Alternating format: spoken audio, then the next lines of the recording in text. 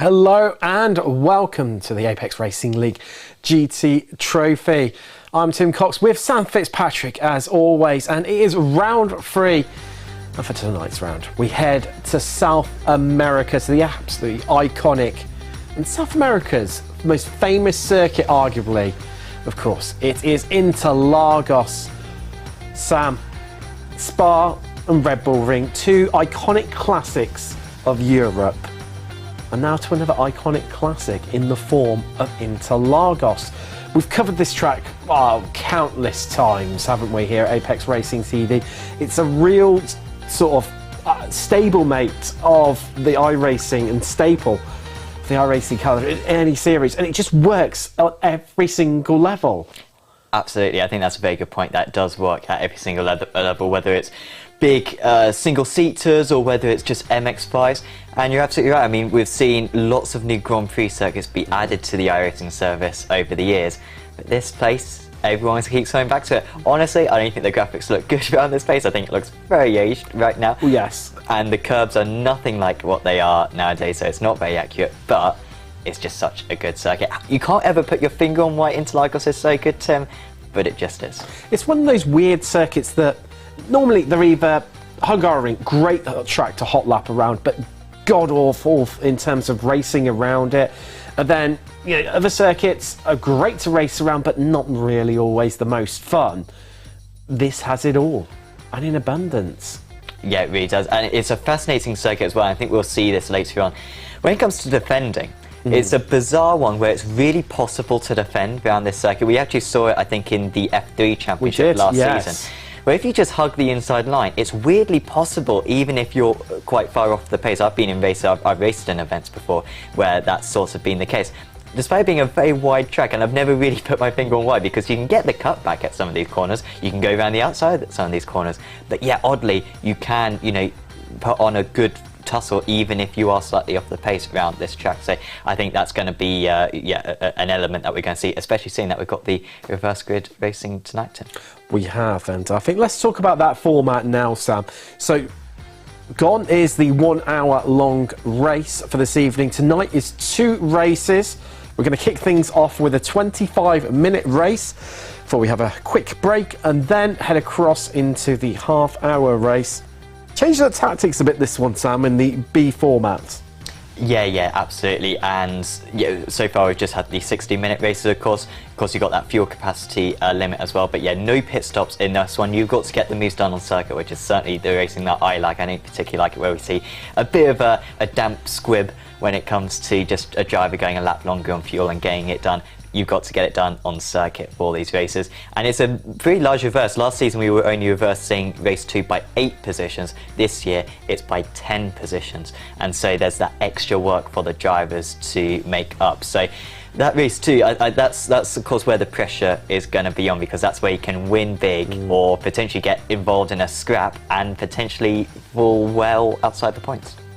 Talking of that scraps that you mentioned, Sam, and what undoubtedly is going to be that massive battle on for 10th place, as we've seen, well, we saw numerous times last year here on Apex Racing TV live from the studios when we covered the F3 series. Of course, there was always in those reverse grid situations with the heat formats, you know, always, and well, the qualifications as well, always, you know, big fights and tussles going on for them.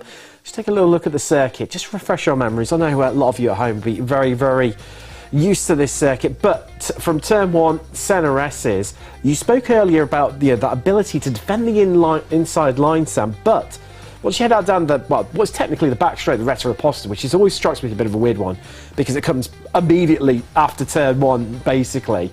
Well, technically turn 3, if we're being exactly, you know, anything about it. But Interlagos, you get the inside line there, it actually doesn't help you, because then you're going to be on the outside line into the next few corners where if you want to defend and hold on to that position, you need to be on the inside. Yeah, it kind of swaps back on one another, doesn't it? And then, yeah, down into turn 4, yeah, super possible to sort of make a move, but then can also get pushed out wide as well. Going to see a lot of 1Xs, but it's just such a flowing circuit, this, and almost like 2 different circuits as well, because you've got the infield, just super tight and twisty, all low speed corners, medium speed corners, hairpins, and then the rest of the circuit very expansive, fast kind of sweepers, and yeah, a lot higher speeds, you know, reaching in these cars up to 160, 170 miles an hour. Wonder if we'll see any moves going into turn 8. I mean, through 6 and 7 you can sort of get a good run, and then into 8 you can sort of go for a bit of a surprise move, particularly on lap 1. We've seen issues even in Formula 1 this season, actually down into turn 8. And I think generally as well, it's always quite a risky corner, that. So I wonder if we'll see any like big moves, some ambitious overtakes there. I'm sure there will be. With the size of the grid that we have got in store for you today, I'm certain there's going to be that, indefinitely. But then, like you say, you then open up into 11, 12. Sometimes we saw this in the F3, be on the inside for that final corner before you effectively then open up the car and head through, well, the kinks really that are 13 and 14 to the start-finish straight. Being on the outside actually can help you, because we saw in the F3 you can carry a lot more momentum around the outside. Yeah, it's sort of almost a ball shape, isn't it? Kind of that run to the line. And it is such a long, flat out section as well. These GT3 cars don't have a particularly strong draft effect, but you actually want to be maybe a quarter of a second behind coming out of Zhongqiao, so you can get that sort of launch and get the momentum up as well by the time you pull alongside heading into turn 1. So that's going to be yeah, something that the drivers are going to have to consider. But yeah, wonderful circuits. It's yeah, fantastic that we have it in the sim. And yeah, I do not know who's going to come out on top, and of course we're still learning, Tim, about which car is going to be the best as well. Normally at this point we go, yes, this circuit is a Ferrari circuit. We don't know. It's because it's still only 10 days after the update, and so lots of drivers changing their car, making a guess really as to what the track is. You say that. We saw the drivers make the change, so some make the change last week, a lot of them going across to the Audi and Lamborghini, which seems to be the strongest, but certainly at that point. And from talking to a few drivers, both in the leagues and some pros as well, that feeling really seems to started to cement, and cars that were previously really strong have now fallen by the wayside. Yeah, Porsche not as strong as well, and we've had some more drivers change again this week, haven't we? Yeah, a few of the Race Anywhere drivers have changed. Of course, it was Schwartz and Lang who won round 1 at Spa. Very dominant in the Porsche. Yes. They're now in the Lamborghini. The Lamborghini seems to be the car to go for. Of course, the Audi quite similar to the Lamborghini, so a couple of drivers have moved to that, a couple of drivers to the Ferrari as well, which is very nice because that was really not used at all. So I think we've had a good, so far, about 15 car changes for the drivers out there. We saw it worked very well for the Sim Race Sweden guys actually last time out, where Olsen managed to take pole position in the Lamborghini.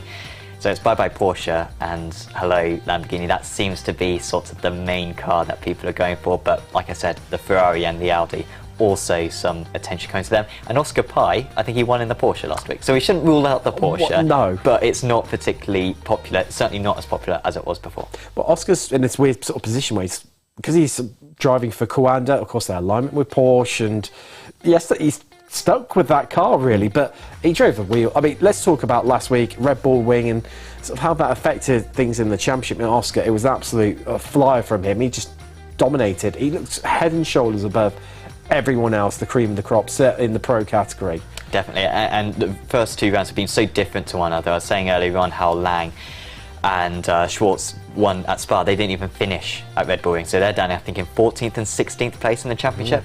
At the top of the championship is Isaac Arvidsson, which is a bit of a surprise. Now, of course, Arvidsson with the joint record for most consecutive ARL wins. He was on 10 in a row, tied with another driver in this series, Will Redford. And Arvidsson hasn't won a race though this season. Not sure if he's even been on the podium, if I'm totally honest, but he's up there, 2 points clear of Oscar Pai, who had damage, of course, at Spa, which cost his chances. Then it's Giuseppe Moya in 3rd place, who was having a rubbish Red Bull Ring, had a fantastic drive through the order. And then my pick for the championship, Matteo Fulini in 4th position, actually having quite a good run at it. So no one's had a good first 2 rounds.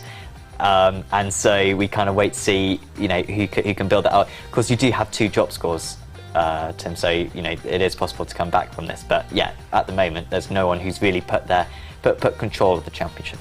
Well, we still are very early in the season. What is our biggest and arguably probably the best season that we're going to have here in Apex Racing Leagues. And well, let's talk about Pro Am now. Sam, Mitchell Drysdale well, cleaning things up really, isn't he? Yeah, he was amazing at Red Bull Ring. Really smart driving as well. I mean, he was taking it to the pros. That breakaway group that we had at the front, which you always get, he went with them and stayed with them, sat at the back of them and was toying with the pros a bit. Looking very good in practice today as well. And he's one of the drivers in the Ferrari as well. So that swap seems to really have worked wonders for him. But many others. It's a very competitive Pro-Am. I'm still rooting for Jensen Andersson's. He's changed his car as well. Honestly, can't remember off the top of my head which car he's changed to. I think it might be the Audi, actually. I was going to say, I think he's gone to Audi. Yeah, so Jensen with a change as well. He's currently 6th place in the championship, my pick for the title. We'll see if he can come back as well. But yeah, honestly, Mitchell, new driver to the series, he has been phenomenal so far. I just see from the pictures behind us right now, drivers just on their outlaps, qualifying, just getting underway. But let's talk about AM. And from practice that was going on earlier, Paul Collishaw was absolutely flying. I know practice isn't always necessarily the best yardstick and, you know, to understand what's happening. Some people running quali setup, some purely running race. But, I mean, he was my pick at the start of the season, hence why I'm mentioning him again, because he's still up there. Come on, Paul, you can do this. But Piazzi leading the way and starting in this early part of the season, Sam, to have a bit of a gap opening up, 10 points clear at the top over Smerek. Yes, Smerek, another driver who has switched cars. I think he's now into the Lamborghini, is Smerek. Gasparini deciding to stick. Yeah, quite split out, at least amongst the top 6, isn't it? But Piazzese and Smerek. Even those top 3, Sam, I mean, 30 points difference already between those 2 Italians at the top. But like you said, I mean, Paul Collishaw not even in that top 6. No. But he'll be somewhere in there. So, yeah, we'll be such a long way to go. I mean, the season ends in like March, doesn't it? It does. Like it's ages away. So let's not get too obsessed about the championship too early on.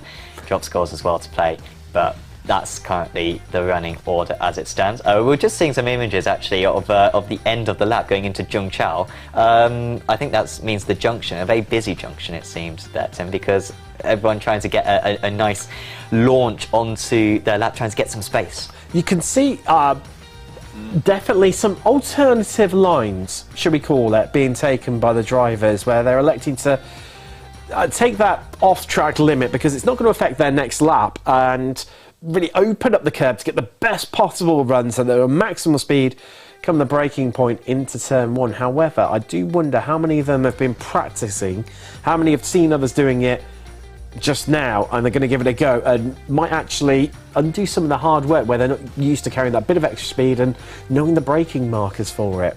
Yeah, well, it's this. We're running Interlagos in the IMSA sports car series, so a few drivers who have maybe raced in that might have some preparation. So yeah, there will be that could get you 0.5 of a second potentially, so it could be quite useful. Could that extra run, of course, right at the end of the straight. Of course, during the race we will not be seeing that unless a driver wants to take a 1x maybe and try something different. Well, but then obviously when they're travelling that much further distance, Sam, by taking that runoff area, I mean, I'm sure they may well encroach a slowdown potentially, but also if they're having to take a longer route round, yes, they're carrying more speed, but I'm not sure whether it's going to work. I'm sure there's probably a couple of them out of there who are giving it a go to give it one sort of Martinsville attempt, shall we call it. Yeah. Not quite running it around the wall, but just something different where you've got to make up places to try and get inside that top 10 and they give it a go when it may or may not pay off for them. Yes, but certainly in qualifying we're going to see a lot of that stuff going through. Of course, 15 minutes the drivers have got, and they can set as many lap times as they like in that qualifying session. And of course that will set the grid for the 2 races we have tonight, 25-minute race 1 and then the 30-minute race 2. Have you got an idea of who's going to take the race win tonight, Tim? One thing I do know, Sam, is that I don't know. Okay. Well, that's a very. I'm going to go for some. I'll go Oscar Pye because he won last time. I think that's a good shout. I'm not sure because I think it'll be a Lamborghini if I'm honest. Because they seem to have a better straight line P. Yeah. And I think it's just going to work that a little bit better for them. But as to whoever it's going to be, I'm really, really not sure. But I'll tell you what, should we head to a quick break now? We'll see on the other side where we'll be trackside live for qualifying. We'll see you shortly. Are you struggling for consistency in your sim racing? Does your iRating look like a roller coaster? If so, we have good news for you. The way to get more consistent is to first understand what you're doing differently than the professionals. And VRS is the answer. With our competitive subscription, you will have the telemetry, setups, tutorials, and everything else you need to fully analyze your driving. Our data packs and the ability to compare your driving with the best in the world will show you exactly where to adjust your inputs, change your driving line, and shave seconds off of your lap times. And our powerful and precise Direct Force Pro wheelbase and precision pedals are being used by some of the world's best drivers. All these champions agree that VRS hardware is not just the best on the market, it's also priced well below the competition. So if you're looking to upgrade to direct drive and the best pedals in sim racing, VRS is your answer. If you want to get better, get faster, and make it happen sooner rather than later, you owe it to yourself to find out why so many people are switching to VRS. You'll be so glad that you did. Visit www.virtualracingschool.com and learn why the best use VRS.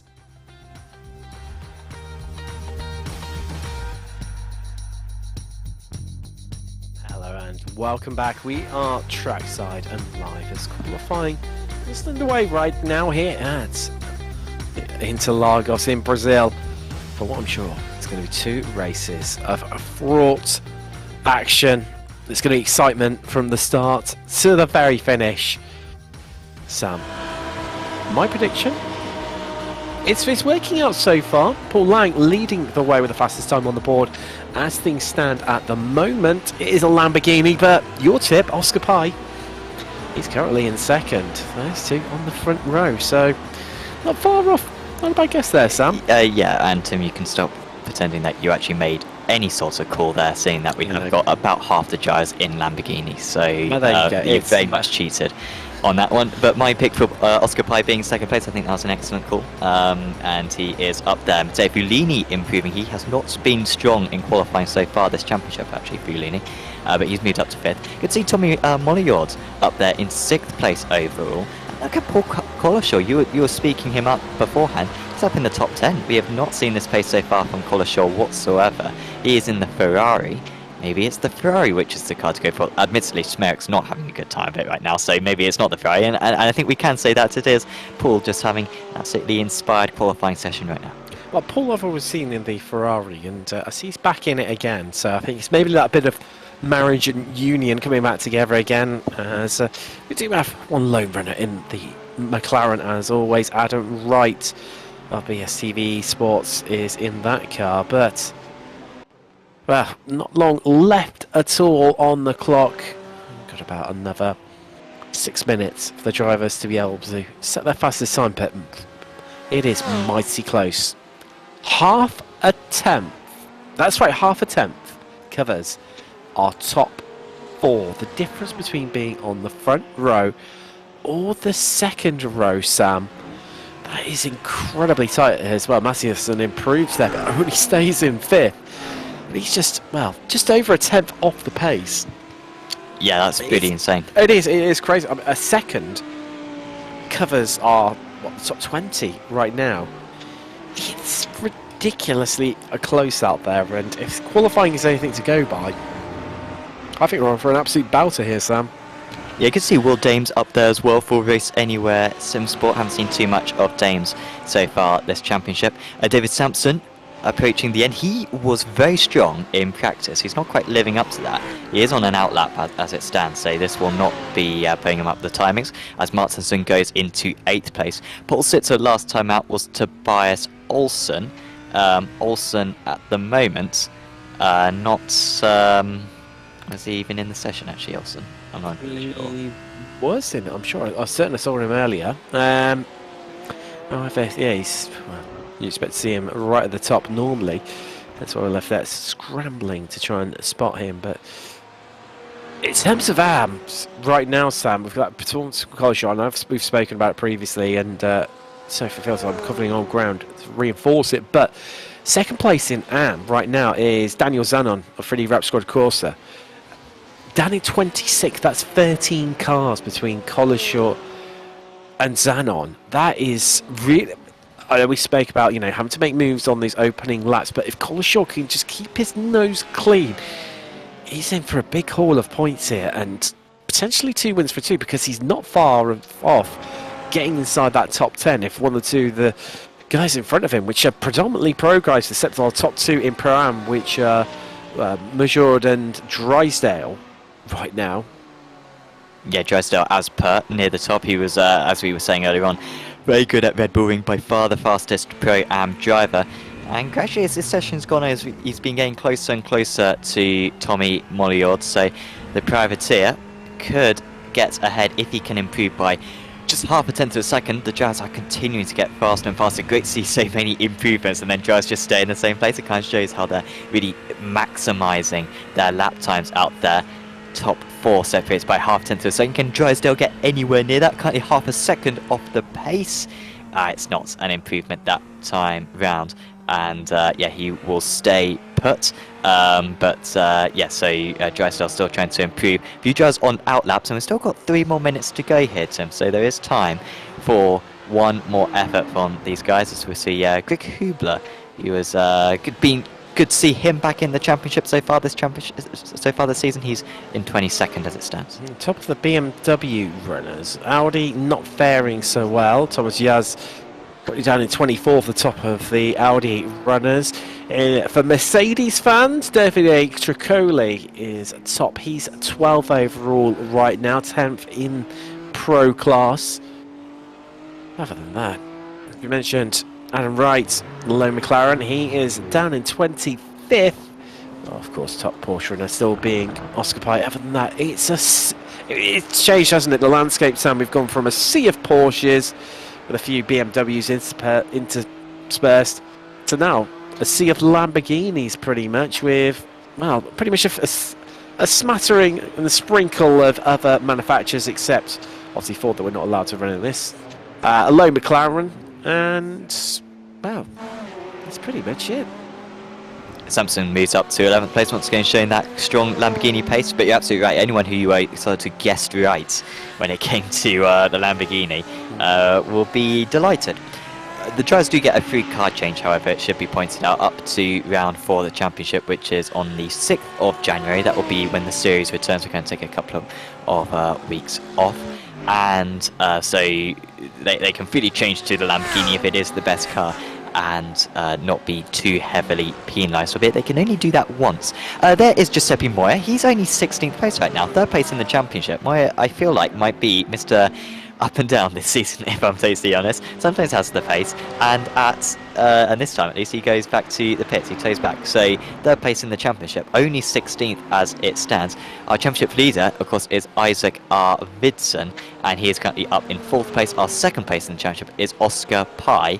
Lang and Dames, after having very disappointing Red Bull Ring races, they are outside the top 10 in the championship as it stands. So they have got a lot of work to do. So yeah, it's a little bit of a mixed up grid as it stands, but still some established names near the front. Also, a couple of few people who obviously get set times for understandable reasons have got pit starts as well, haven't they, Sam? They do, yes. So that will be Schwartz certainly has a pit lane start, and a couple of others as well. And that would just be for race 1, by the way. So if they can get into the top 10 in race 1, which would be some effort for Schwartz, then he will get reverse grid pole potentially. However, what's going against him is that he's going to be starting at best 44th position for this race. That's a lot of places to gain. So I'm not totally convinced that the Luxembourg driver is going to have a good night's night. It could be potentially be starting in what, 48th, if my maths is full. Yes, for 49th. I mean, it's a real tall order, but you never quite know, do you? Because we've seen it time and time again. So into the last few seconds of qualifying here, so race to the line on there. People just trying to get across to get those times in before the session comes to a cold, hard close.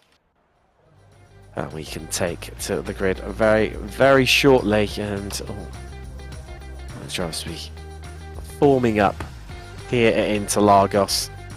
So this is your grid. Paul Lang taking pole for Race Anywhere, Sim Sport and Lamborghini, with Will Dames joining him on the front row.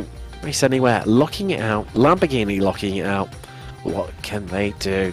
Oscar Pai in the Porsche Coanda starts third alongside Isaac Arvidsson, Yuri Mattsson and Fulgini on the third row of the grid, with Glerum and Martinson on the fourth row. Christoph Herber now, reigning champion.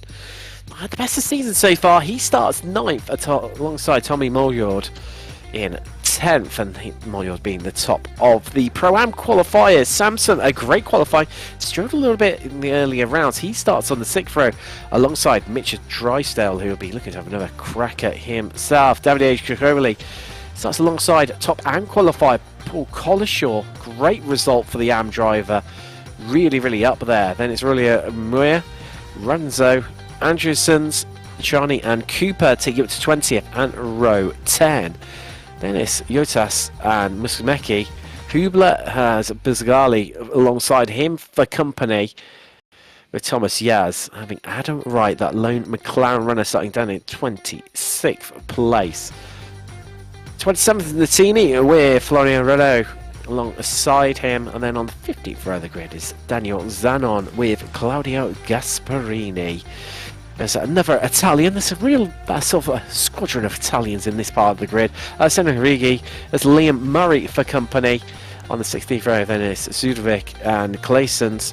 Chris Scooch has Dominic Semerek, who's currently running second in AM. Apologies, he's well down against his fellow compatriots right now. And then we've got Pedro and Puchetti, Ellie and Hedgecock taking up to 40th and row 20. Kato and has Jason Nevery for company. And it's Joseph Clist being the last driver to set a time as Swartz, Piazzi, Venditti, Pagini and Russell going to round out your 48 car grid here in Brazil. So let's head off behind the Porsche 911 safety car. Rolling start as always in GTs. I'm not sure there's enough grid slots for him here, Sam. If they did, for a standing start, if they did, they'd be starting well down. Going to show the kink on the run up to the start-finish line. He'll be fully stacked out, but as always, the traditional rolling start as we head through the last few corners. Yeah, let us know on the YouTube chat if you'd like us to do standing starts for the series. I think that'd be quite a lot of fun. A little bit of clutch control. Some might call it fun. Some might call it incredibly scary. Yeah. I'm sure the drivers would go with the latter, and the grid would be mixed up because half the drivers would have rolled down and dropped to the back of the grid. Well, starting on the front row in second place at Daytona, that's exactly like that, because when you're on the banking, the rear end of the car slips down as you start to get rolling. Oh, I've done MX-5 races, trust me. And yes, it's not a pretty sight for anyone starting second. You get all excited, you start on the front row, and then it all unfolds as you end up by 10th and coming across the turn 1. But safety car going to pull in shortly, because you can see lights off to indicate that it is in this lap. Of course it will be, because it's on the formation lap, but here we go as it heads into pit row. Line controls the pace right now for Race Anywhere as we get ready to go racing from Brazil, as round 3 of the ARL GT trophy is green and we are go. And already Pi is on the attack and he's slotting it up the inside of Dames there. So we head down into turn 1 through the centre race. There's a bit of contact and that's Collishaw. Oh no, my tip for Am getting caught up there. As you can see everyone heading out the pit lane, racing away to get the best bottom start. There's a Lamborghini off on the outside of turn 2 there, but the race down the Retta Aposta is on. Sorry, to see that massive crash crash in the midfield, and that's going to wipe out I think 10 maybe even 20 drivers here. This is a absolutely huge wreck, one of the biggest wrecks we've seen on Apex Racing TV. One of the BMWs has just cleared right through it all and managed to weave their way through, and wow, that's a big result. But as you say, Sam, that is a big shunt, a big incident there, and this opening lap. Wow, that is, I can see already Drysdale caught now, Russell, Utilitas, Mr. Mecki, Hubler, Wright, Murray, Gooch, Pedro, and Hedgecock. Schwartz caught up in it too. Wow, already we've lost there's about a fifth of the cars, you say, Sam. There was a good 10 involved in that. It was one of the BMWs. I think it might have Could have been Russell maybe, or Piazzese. They both started from the pit lane actually, I believe.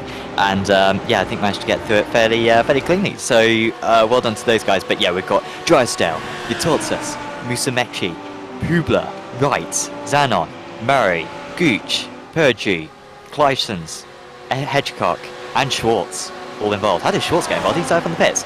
Maybe left the pit a little bit too early in that scenario. As Arvidsson moves up into 4th position. So at the front then, we've got Lang leading the way. Pai was able to get up into 2nd place. We were mentioning how racy he was looking as Adjunson moves to the top of the Pro-Ams. Totally transformative. I don't think the top Pro-Ams even got involved in that. I think Drysdale got wiped out at turn 1 actually. But Adjunson has managed to get through all cleanly as Lang is already having to go defensive. Remember how Pai was so much better in the racing than he was in qualifying last time out to him. I think we might be seeing the same thing occur. I think it may well be indeed, Sam. So we're right on board with Pai right now in the Porsche. You see from his rear view camera right now in the bottom right corner, Will James is absolutely filling that to the maximum. That Lamborghini of Race Anywhere, really applying the pressure, and I'm sure, well, as we progress further in the race, there might be a few flashes of the lights to try to distract the Frenchman right now in the Porsche that we're on board with. And you see from his webcam there, he's got a few trophies showcasing, and well, he's going to need all of the skill he had to use that to try and fend off Dames, but also keep an eye on Lang and try and mount on the tank of it, because he's currently the meat in a Race Anywhere sandwich. Talking about big losers but big gainers from the opening lap, Dominic Smerick managed to carve his way for the pack. He's made up 18 places, and Ficato, he's up 19, so some real big winners out of that. But Gasparini and Schmerich, they're battling away for the AM lead. That's down in 17th. Adrison leading Pro-Am, but right now, well, Lang is looking infallible out the front for now, because I tell you what, they've got a back marker. That's who's that coming out? Vicky. It's yes. Oh, no, maybe not actually. I may be wrong. I think no, it's Pichetti. No, it's not Pichetti, is it? Well, this is testing my hypothesis earlier on, which was the fact that you can defend quite easily around Interlagos, and we're seeing it. Well, we've got a nice litmus test right now, and Lang is demonstrating how you defend here at Interlagos. But you've got a lot more of this to go. 5 minutes shorter as they used to race one this season. However, I think Lang would rather it be 25 minutes less long, because this is going to be a very long race for him. Into turn 8, can you overtake here? No, Lang covers off the inside straight away. This is so slow. I mean, Lang is just defending absolutely on the apex, and this is going to, I think, probably append this field together. We might even see a lead pack of 10 before long. Well, Pai is really on the attack now.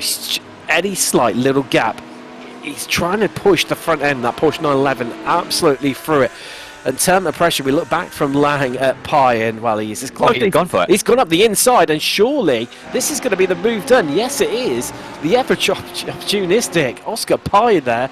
Bump draft. Well, absolutely having it, and surprise from that with Lang, who's having to defend his teammate right now. Well, Dame, surely these two should be working together. As they're under attack now, Isaac Arvidsson, he's right onto it. As you say, Sam, the bump draft absolutely going on. They're going to have to go right around the outside at the centre S's. Can they get the move done? The teammates trying to work together here. Pai on the inside defensive, but don't discredit Arvidsson. He's going to kill Will Dames here, absolutely napping. He's on the outside as Dames is going to have to defend the inside. Rubble with Lang. Keep half an eye in the top right corner of that rear view camera that's showing you what's happening behind. Full view of the action. Pai goes defensive down to the inside, down to the Lalal go on the brakes, and you can see how close those two Lamborghinis are behind them as Dames having to really fight off Arvidsson. And don't discredit Mathiasson, who's in there with his endurance lights on, those extra lights in the middle. I'll tell you what, Sam, he'll be flashing those to the maximum capacity to try and distract this lot in front of him not very shortly. You see Herber now coming through there. I'm not sure. I don't think Lang did anything wrong, to be fair. I mean, it's easy to say, oh, why didn't he cover it off when Pai had the run? But I did not at all think that Pai was going to go for that move into Zhongqiao, because you got such a long run afterwards. You tend to not go for a move like that. But the thing is, it was so surprising, and because it's not particularly wide, that part of the track. He was able to get Lang slightly offline and force him not to have a very good exit either. And then really, I don't know what the Race Anywhere drivers were doing. I don't think that was the best strategy for them to re-overtake, because if they were trying the bump draft, if they were trying slipstreaming, it didn't seem to get a very good run for Lang down the pit straight. But he's staying with it with Pi at the moment. Has spread out the front field slightly. 10th place currently occupied by David Sampson. That would be reverse grid pole, remember, for race 2 coming up later on, as Pi trying to break the draft, but Lang nowhere near close enough. Leader of the program still, Jensen Adriansson's ahead of Charney, and Cooper head of the AMS is still Piazzese, albeit he has got Gasparini, and in fact Gasparini managed to get past Schmerich on that last lap, I believe, so Gasparini back up into 18th place. Two really sort of split out packs right now after that early incident on lap 1.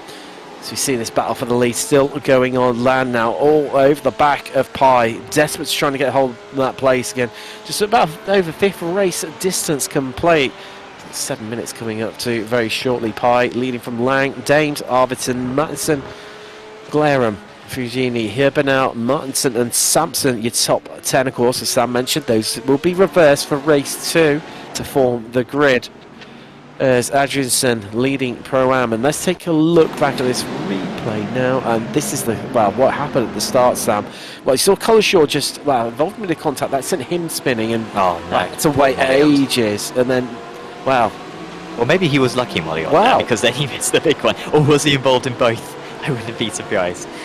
Well, let's find out. So I think it's going to happen in front of him. I think it's already half. There you go. It's already going on. Look, you see in the distance a flying BMW going through the air. This is Bizzagali. Let's take a look at where he was caught up in it. Right, so he's had a bit of an exit stage right, and again, I think that may well have helped him.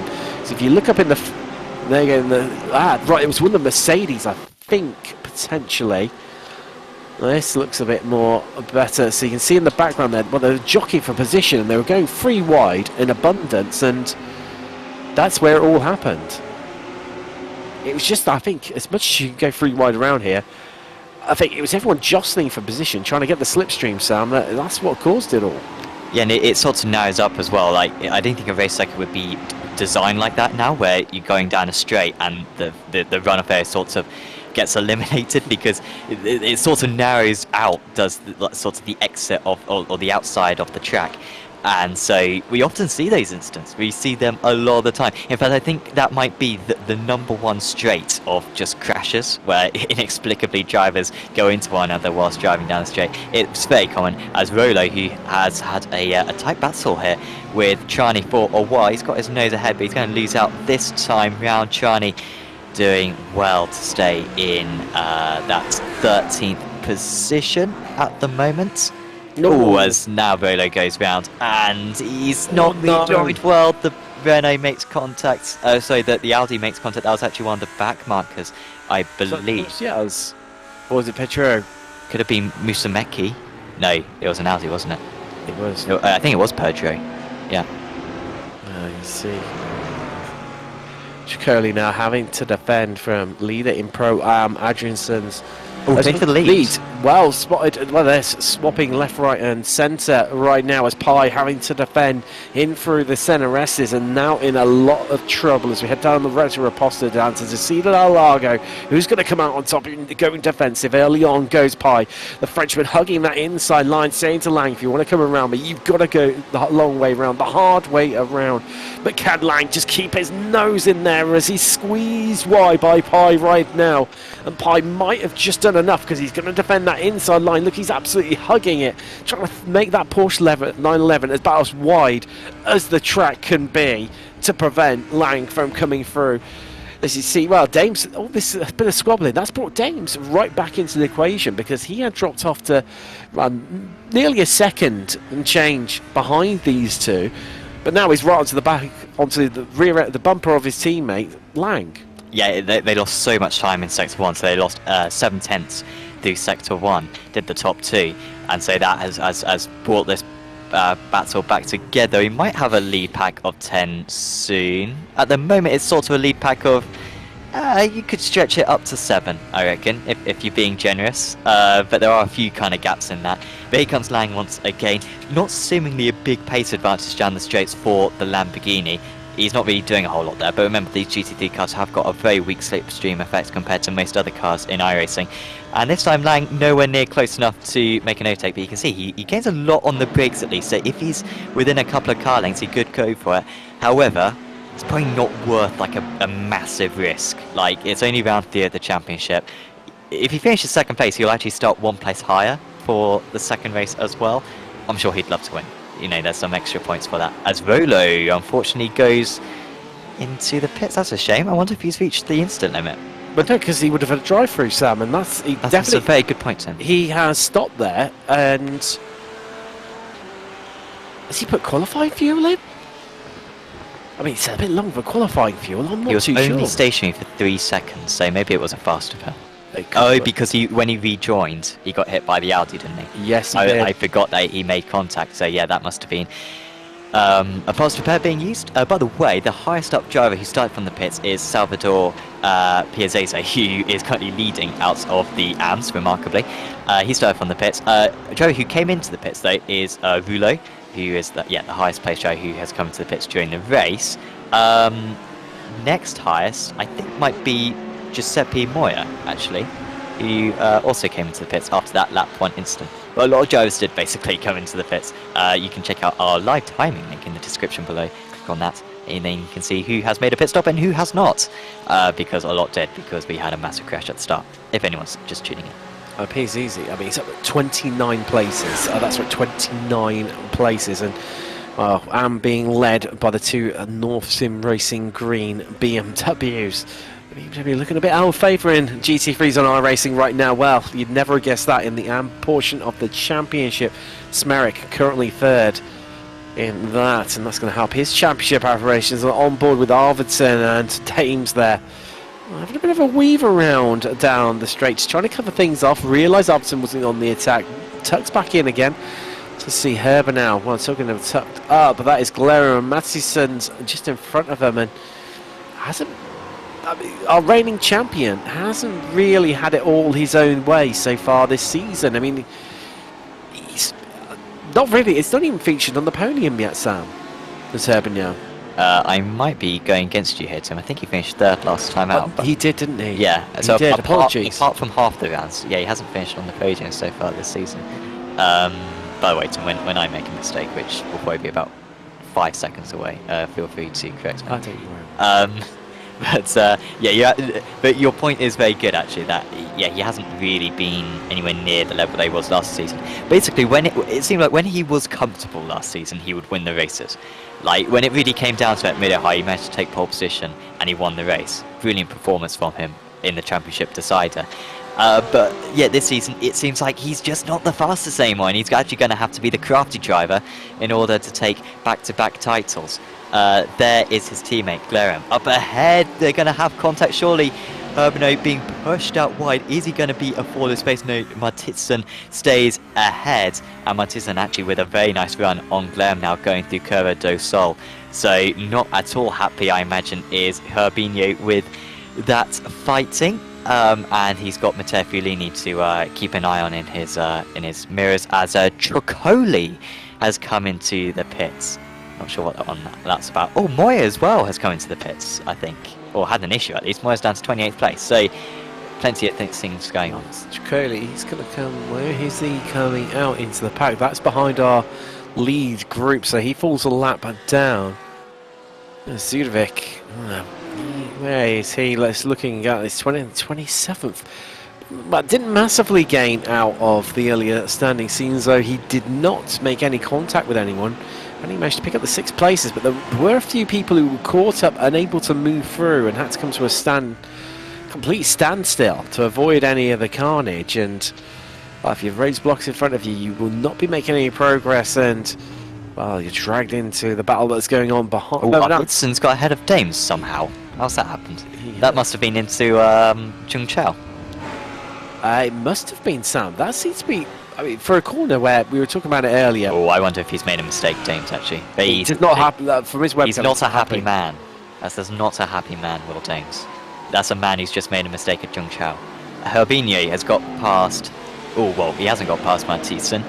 This is going on again. This is getting personal. We are going to see a crash between these guys, I think, if this continues for the rest of the meeting, because Matthiessen is very happy to stay in that 6th place. Fulini, very consistent driver, doesn't get himself into many incidents, and so I don't think he'll be mega aggressive, and I love when I make a good point, because Fulini just lifts off behind, doesn't want to go alongside. He realises, let's let the championship leader be ahead and attack ahead. So let's take a look at the replay now. So this is how Arvidsson has made it past Dames. Did Dames make that mistake? Well, this is going to be on the exit of Zhongchao, Sam. But yeah, there you go. He runs wide, gets onto the grass, and nearly collects Arvidsson, who said, thank you very much. I'll take that mistake off you and that 3rd place off you. He steps onto the podium. This Dames steps down right now and down into 3rd. Well, just to bring you up to date, so PSEZ still leading Am, with Gasparini, his teammate, in 2nd, Schmerich 3rd in Am. That's for Pro Am. Much close just got past Schmerich, but that's not for position. That's him up in 17th with the Pro Driver, Pro Am. Adrian Edgetson, they come through. Well, I was watching the pack, so to come through a bit of traffic. So it's Schmerich even. Apologies. The race anyway, livery just catching me out a little bit. There's. You see Smarek in 18th, that's where he's battling away. Pro-Am. Here we go. Wow, Herbinau, is he going to get this done finally? He's up the inside into the centre, Resses. And that looks like that's going to be the move done as he cuts across Matthiessen, cuts off any progress and momentum he might be able to carry right around the outside. Now we're going to see him jinx to the left to cover off any move from the Lamborghini. No, he's feeling comfortable because he's getting that toe off Glarum ahead of him. And I tell you what, these are flipped on this head because Glarum has made it past Matthiessen, and now Herbinau has. Yeah, Yuri with very good qualifying pace, qualified up in 5th position. But the Arvensis Racing Joe, who's in his first ever Apex Racing League Series, not having a good time there. Pi has pulled away. And that, there you can see, that's why I love that graph. That demonstrates how it was all done on the previous lap. It was all done actually in the 5th sector of the previous lap. Lang losing 7/10 of a second. As far as I'm aware, the final sector is this bit. It's down the hill, and then it's Zhongchao. So clearly he's made a mistake at Zhongchao, and it's left the Germans with a lot of work to do. He's made exactly the same mistake as what his teammate has done, and we saw when Pi was able to get a bit of fresh air between himself and his competitors last time out at the Red Bull Ring, he just walked away with it, and I get this nasty feeling for Lang right now, Sam, that this is exactly what we're going to see from Oscar Pi yet again here, but this time in Brazil. It's going to be history and proceeding for himself. Well, he's pulled out 3 attempts, that gap out to 1.4 seconds, make it nearly 1.5 as you see Sampson there to encroach on the back, but Glarum, well, Herbinau is going to be glaring in his mirrors, breathing down the back of his neck. So he looks to find a way past, and well, the Porsches, they might not be the most OP car right now in iRacing, but I'll tell you what, put them in the hands of a good driver, and they're still incredibly useful as they come down the Ressa Apostle down to Interlagos. Well, they need to work together a bit, Sam, because I tell you what, Dames isn't infallible, and I think they could probably make up a couple of seconds if the race was a bit longer, but we're seeing Rulio just head through up the inside, standard turn 1 move on the brakes, job done. And Hedgecock, well, he seems that they're not in class there, Sam. I think he just sort of up to facilitate that move, made it a lot easier for the Frenchman than what it should be. Hedgecock seems to spend the vast majority of his time in this series in 21st position. He's usually surrounded by 6 or 7 Italians either side of him, so that's the slight difference tonight, but yeah, very consistent in that position. Schmerich just being overtaken by Molliard. Schmerich's just not having a particularly good night, is he? Because he obviously got through the crash, but we usually see him a bit faster than this. Dominic, usually he's you know, up there with Piazzese and Gasparini, but yeah, struggling a little bit right now to Ferrari, but still decent result for him up in the top 20. And of course, the higher you can finish in this race, the higher you're going to start in the next race. So certainly a double reward for him as Matthiessen is being overtaken by Fulini. He's just got no defense, does that Lamborghini. He's not as fast as these drivers. He's got to be careful, don't go into the back of the driver ahead. and Yuri eventually does lose that one. So Fulini up into 7th place. Remember, 3rd place in the championship is Fulini. He will be losing track to his main championship rivals as Glarium and Herbinho. A swap between the teammates. Was there contact with the Mercedes? No, they got third fine. Oh, that was dangerous.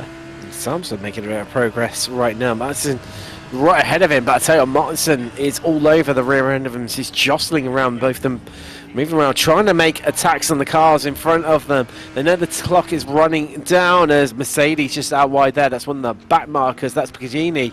It's getting well out of the way of this train of cars coming through right now. As we've got a second separating 7th, 8th, 9th. You can practically see them all over one another. As battles are plenty up and down the field. It's Eli and Zudovic. It's the battle for 26th being played out right now. These 8th and 9th currently in class in the Pro-Am standings. I'm still waiting, Tim, for the lead in the amateur category to ignite a bit, because Piazzese and Gasparini have been about 1.4 seconds between one, or 2 seconds between each other for this entire race. However, it's not igniting, unfortunately. Piazzese is maintaining that gap to Gasparini. If anything, he's pulling away. So I think he should be safe in that 15th place overall. I think though, because they're teammates, I think they've just under the a bit of a pact of, look, let's just work together. Yeah, they've made up 30 places and 14 places respectively between Piazzese and Gasparini. I think this is a bit of a safety in numbers. We'll start together on the same row for race 2. Let's not take each other out by racing.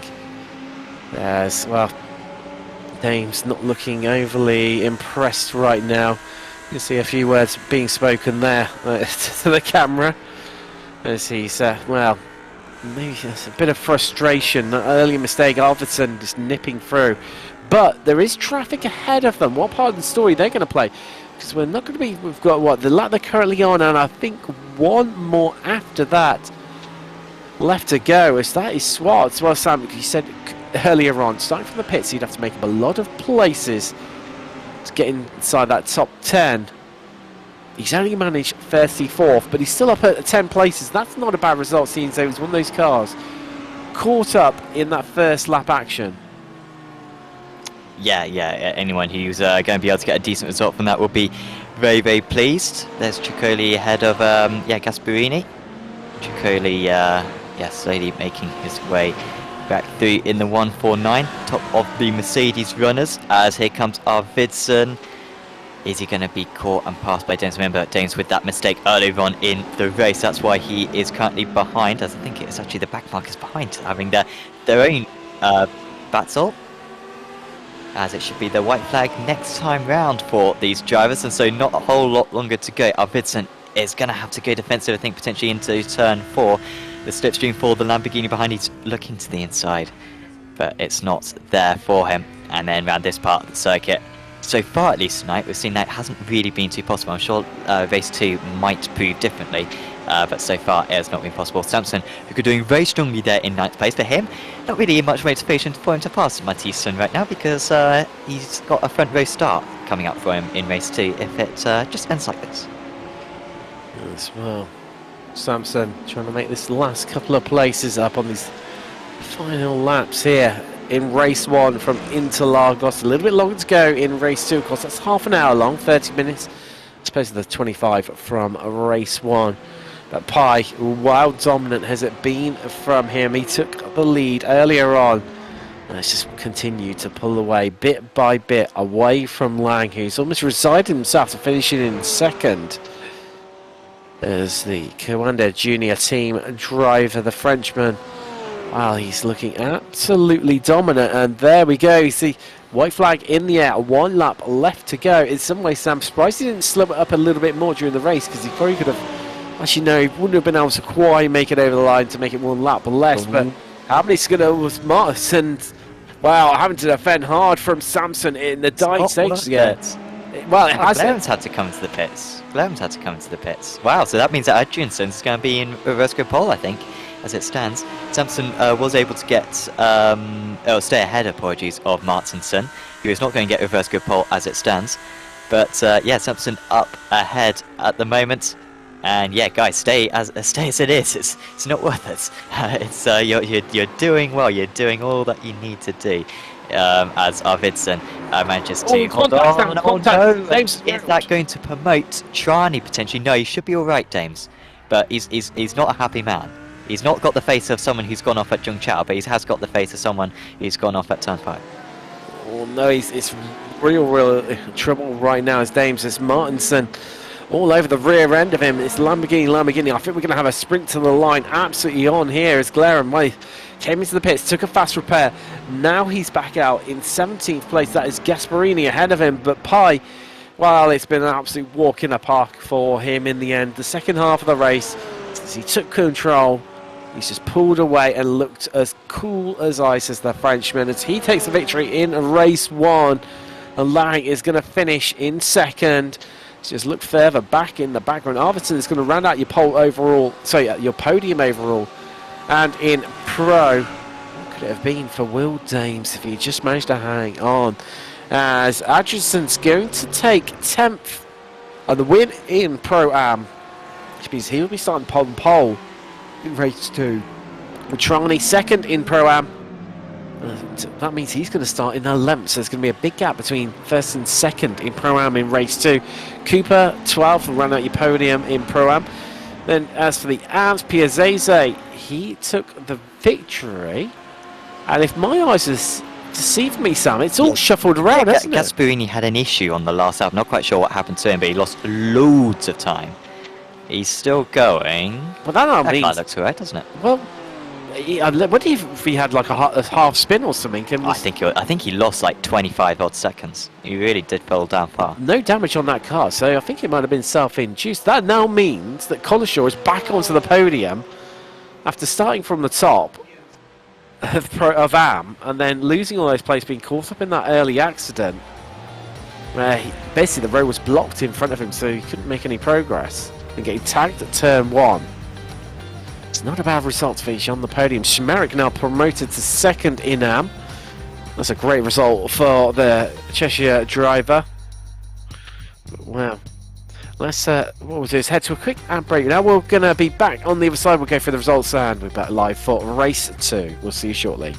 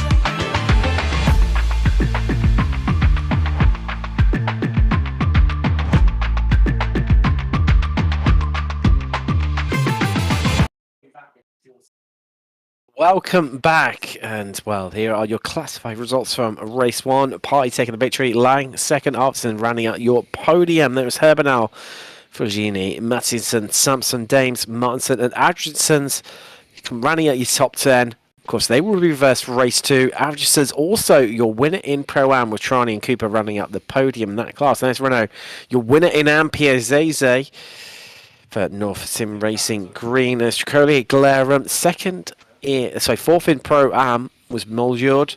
Shmerick in the end heads back up into second in AM, 18th overall with 19th. Just if that's a roll through, there we go. As 19th was Rolio Hedgecock, and then Collishaw in the end, third in AM and 21st overall. There's Vediti, Gasparini, Nutini, yes, Zudovic, Ellie, Pagini, Russell. In the end, he had a quiet race. Last drivers finish on the race, on the lead lap, with 1 lap down, and drivers caught up in that first lap incident. of Klist, Rigi, Musmeki, Schwartz, Zanon, Pedro, Nevri, Ranzo, Murray, Claysons, Utotus, Muir, Fincato, Gooch, Bizarli. He returned the car back on 12 laps previous with Pachetti, Hubler and Wright all well, retiring pretty much on the opening lap there for those drivers. Well, Sam, that crash at the start, it was really a defining factor in the race and really broke up the pack. It created almost like two clear, definitive decisions. And there we get, wow, it was just, well, three does not become one. And if it does, that's what's happened. And we had 10 cars involved. And if this was real life, Sam, that would have been millions and millions and millions of dollars worth of damage. Yes. Instead, the drivers should feel happy that they can jump into another race only minutes afterwards and get back racing. Well, and another car, and not have to incur any of the expense of damage. Maybe, out of frustration, a punch screen, because I've seen that happen before. I mean, that's their fault at that point. It is, but a new monitor for even, $300 is far cheaper than... Well, I think even probably a carbon fibre wing mirror costs more than $300, let alone what's more damage to what's covered by some of those cars. But there's your grid with Jensen Anderson, the Pro-Am driver. He starts from pole with the top 10 being inverted results from race 1. Martinson joins him on the front row. Then it's Dames, Sampson on row 2. Mattiasen, Fulgini, row 3.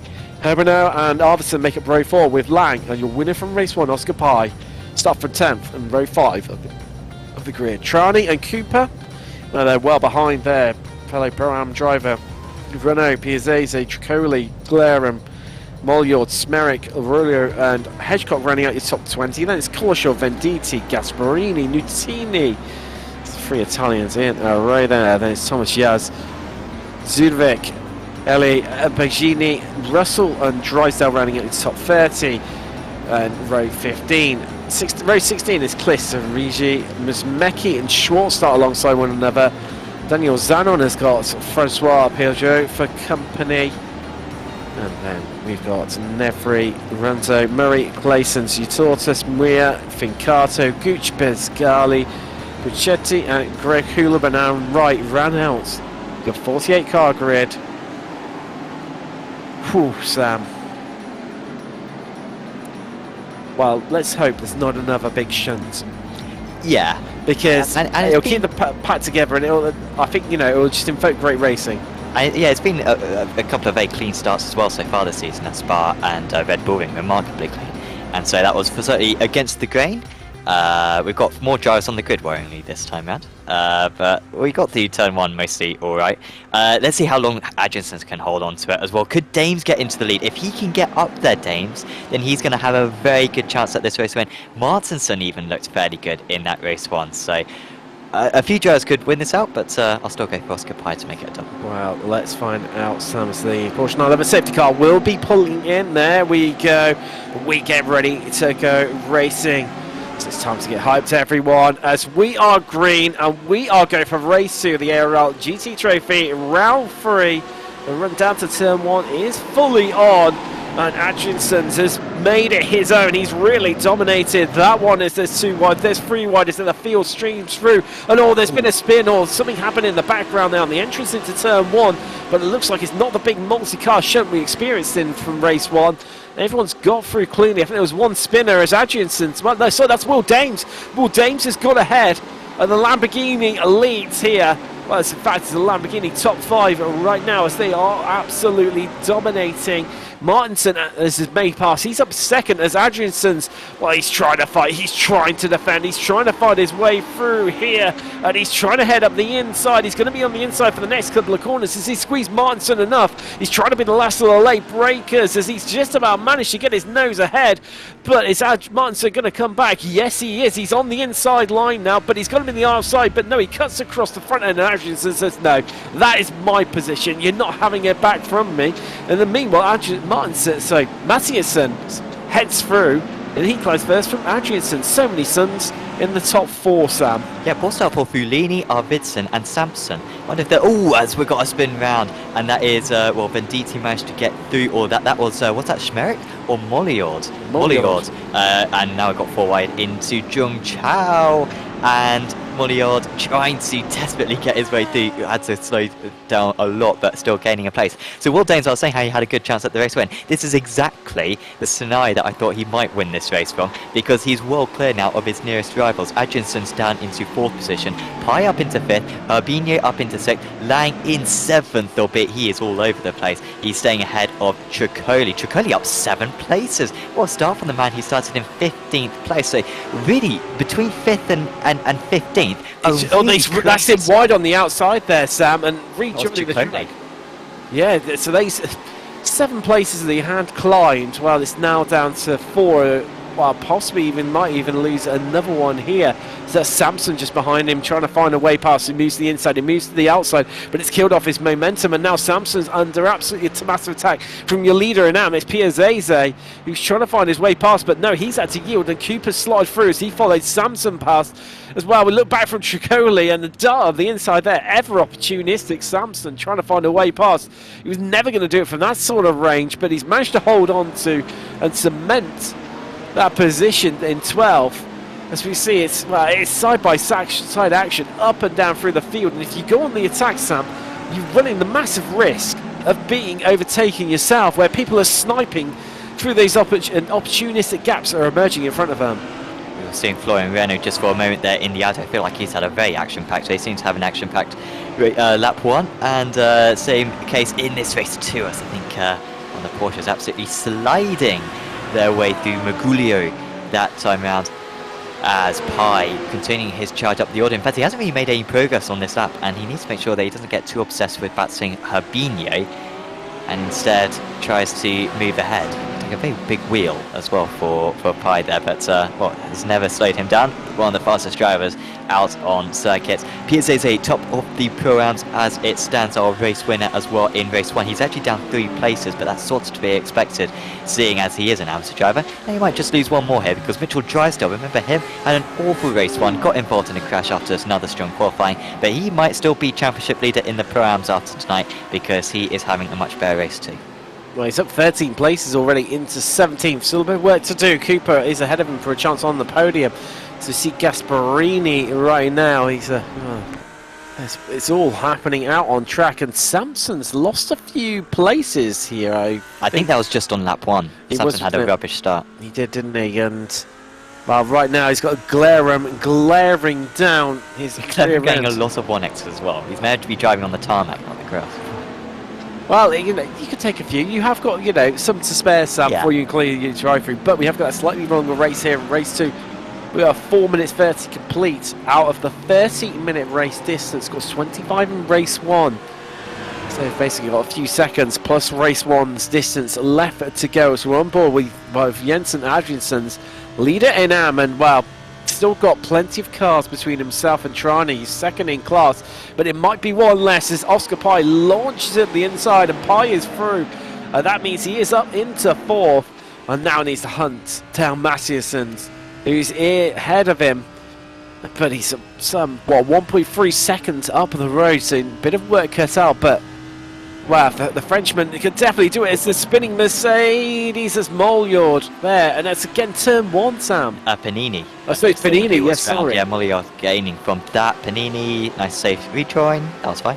That was good driving from the last guy who managed to get past him as well. That was Puccetti, and then Murray also being able to get his way past. Slightly late move there for Roulau to pull ahead of Zanon. He's sandwiched between 2 amateur drivers. Gasparini, who had a rubbish end to race 1. Not sure what happened to him, but he lost about 10 places on the last lap.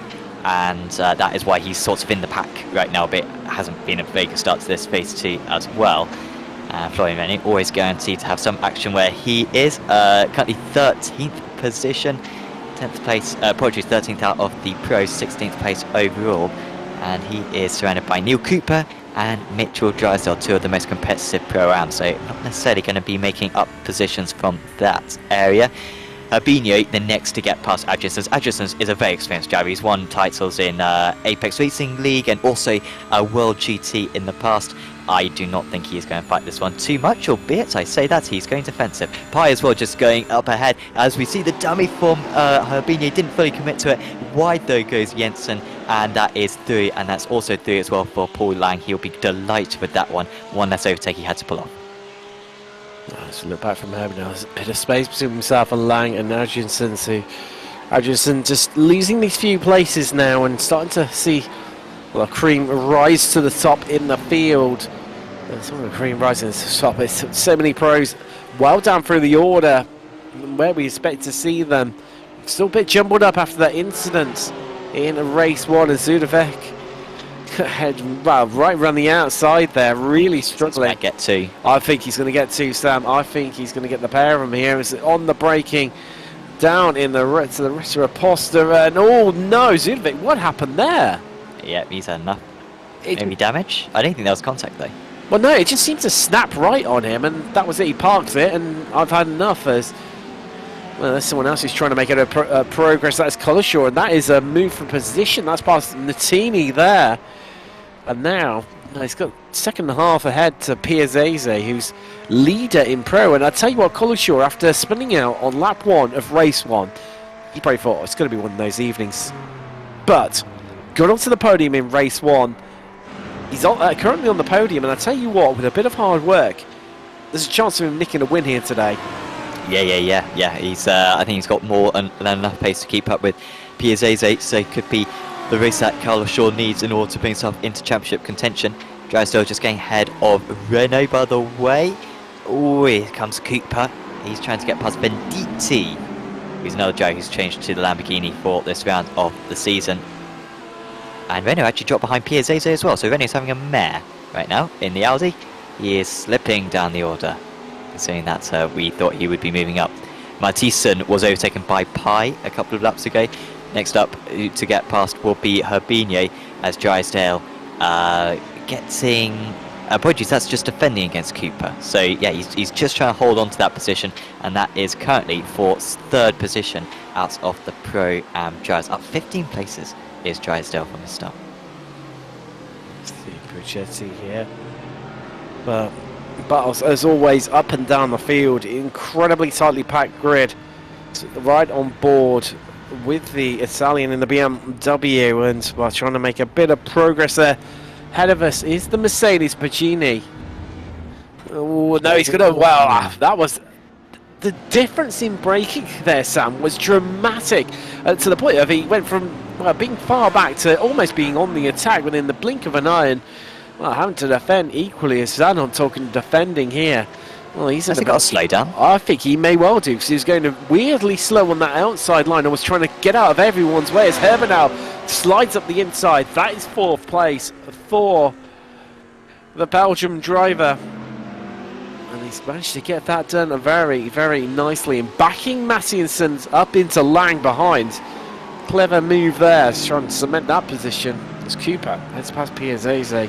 That's a 16th, not a change in class though, but Piazzese, well... Zanon into the pits. That's a shame. Zanon was doing quite well earlier on. He was one of the highest paced amateur drivers, but... Was he 4th in class, I think, 5th in class? Yeah, I think you're right. So he will drop outside the top 10 in class now. Yutortus. Well, that's Yaz and Schmerich ahead of him. Schmerich's actually in the Ferrari. He's actually got ahead of the Audi that's directly in front of us. Sun starting to set here in Interlagos.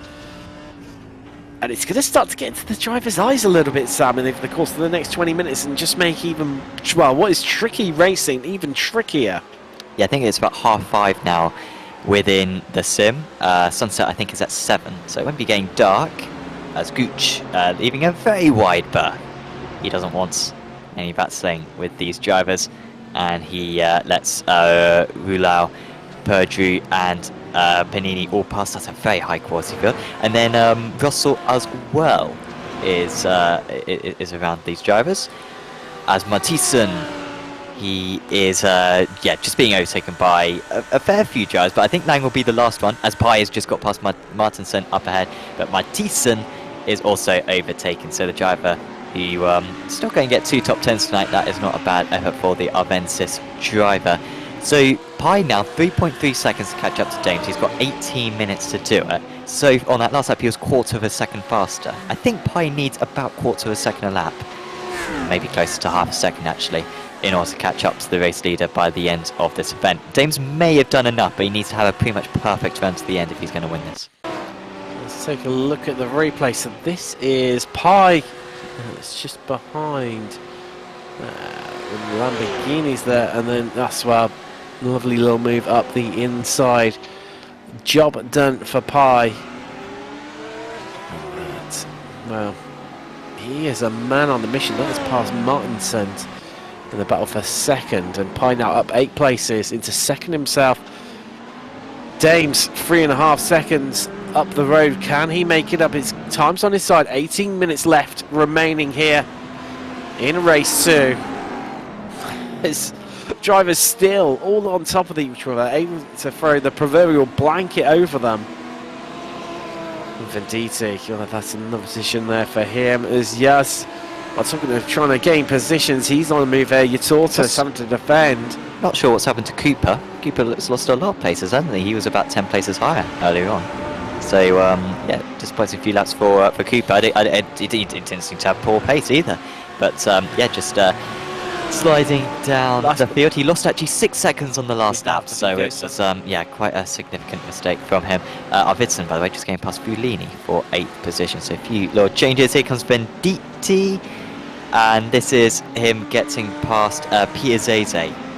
I think actually just defending against Piazzese. Piazzese's got excellent pace right now, but the way Vitsy driver too quick.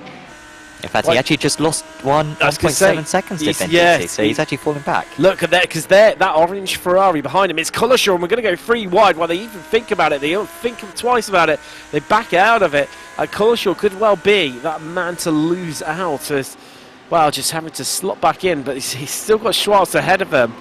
And I tell you what, Sam, it is tight here in this battle for the lead in AM between Piazzese and Collishaw. If they're not careful, Schmerich, he's 1.3 seconds behind. He could well lose up, and Schwartz has got past Piazzese. So that means, well, or has he, because it's not quite done and dusted, but Collishaw is looming large, and I tell you what, there's contact on the entrance there into Pico Passo, and Collishaw's going to nick his way through, or is he? He's on the outside, but he's going to have that better run through Juncal, and is he going to come out ahead come the end of the start-finish straight? We look back from Salvatore Piazzese of Northamptonshire Racing Green, and that is Collishaw. Wow, he's so close, Sam. He's in the slipstream. Here he comes. Can he get the move done in Piazzese? Surely got to go defensive to the inside line. They hung the pit wall. And look how close Collishaw is. He pulls out of the slipstream. He's going to be on the outsides of the centre S's. Can he keep it pinned in there? It's going to be close. It's going to be tight. But he has to back out of it and can't quite keep his nose in there. And Salvatore Piazzese lives to fight another day in that BMW. Celebrates him by putting on the wipers through the center S, and it all seemed to work very well for him. So yeah, excellent work there. Cooper on the comeback. Oh, look at the damage as well on Yaz's car. That's going to be costing him down the straights. It really blocks him on the inside. Great opportunity for the Mollior to get the cut back, and they're all going to be on top of one another if they're not careful. The 203 is going to have to go the long way round. It is possible to do around Ferradura into Laringina and then S as they enter the infield section of the lap. But actually Cooper wasn't able to do it, and he does need to get past quite quickly here. I think he's a fair bit faster, but he has not been able to do anything with it as it stands. By the way, Dames is now 4 seconds up the road. A little bit of a mistake, I think, for Oscar Pi, and the balance of this race, I think, has shifted. I think Pi was on course to catch before, but Dames had some excellent lap times. That is a face of a man who is 4 seconds ahead in race 2 at a race at Interlagos, and it's a face of a very happy man as well, because if he keeps up this pace, he is not going to be caught. Look at that, he's actually pulling away. Pi, bizarrely, he's going slower now in cleaner than he was in traffic. He is. And it's consistent as well as like every sector bar sector 5. Do you think he's overcut those tyres, Sam? Because that is one of the things about the new tyre model where he's bored. Well, there we go. It's just casually. It was always like, him. Yeah. Oh, look, the cameras are on me. Quick, make it look like you're actually driving rather than just laying it down, contemplating, you know, what he's going to get from the shops tomorrow when they open on a Saturday morning. Well, I'm sure he'll probably be spending his Christmas money on some new iRacing content, or maybe some like an SDK subscription, or Apex Racing Academy data pack. I think that'd be a very good idea. A Christmas present for every sim racer. Yeah, SDK, of course, providing our overlay that you can see up on screen. We also use the live timing, of course. Essential for us commentators, so certainly if you're doing any broadcasting or streaming. Essential stuff, but also if you need a heads-up display for whilst you are racing, it's fantastic. It's got a fuel calculator. It can really help you with that strategy. So do check out sdk-gaming.co.uk in order to get yourself a subscription. I was going to say how Oscar might have a kart race actually this weekend, so maybe you'll be thinking about that one. Albeit the season may have ended, to be fair now. Certainly a very busy time for the vast majority of the year, but going to calm down a little bit after tonight, I'm sure, for many of these drivers. As China has been in a good fight. I think he got past Fulini on that last lap. I'm just comparing the lap times. Yeah, Fulini had a bit of a rubbish lap, and but he's going to get back past now. It's Fulini as they go almost 3 wide into turn 1, and it is Trani at the head of this one. Then it's Fulini, and then it's Arvidsson. So Arvidsson with a terrible time there, and he's just lost 2 seconds on that last lap. He made a mistake in the final sector, did Arvidsson, apologies, and he's been done by 2 drivers. So it's just one of the big climbers in race 2. He's up 19 places. In fact, he's our highest climber so far.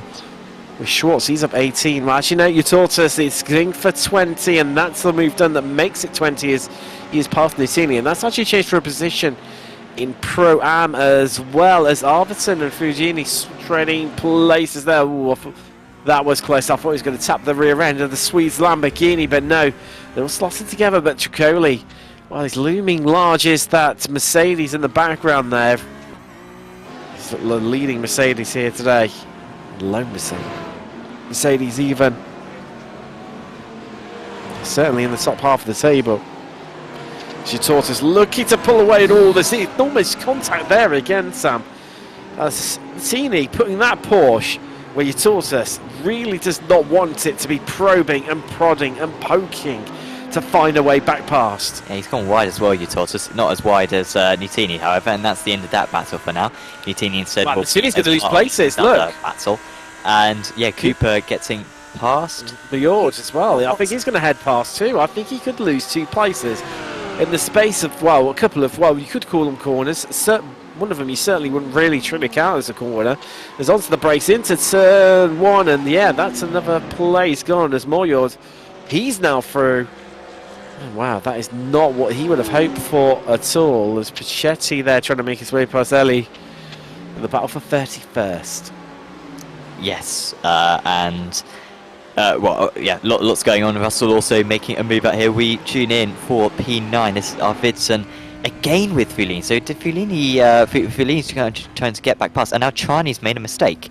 And Trani had been able to get away, but he's left himself in all sorts of bother with that mistake right there.